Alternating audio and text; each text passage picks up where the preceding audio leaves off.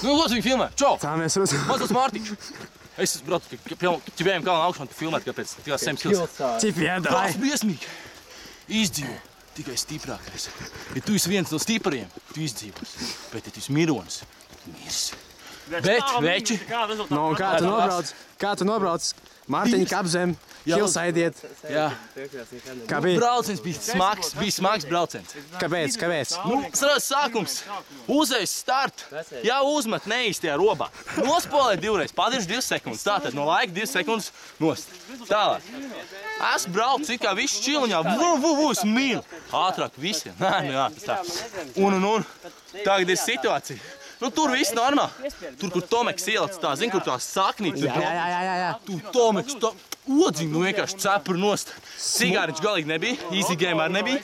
Bet es, tur, kur Tomeks ielic tā, viņš ielic tur pirms tā iekšā. Es tam pārlec pāri, likās nošķilšos, bet nenošķilos. Nu, tā haļau, bet nu jā. Un finišā. Beveķi, kas pa huņu? Kurš lika finišu? Kurš paskar? Atbildiet, kurš? Jautājums? Viss, paldies.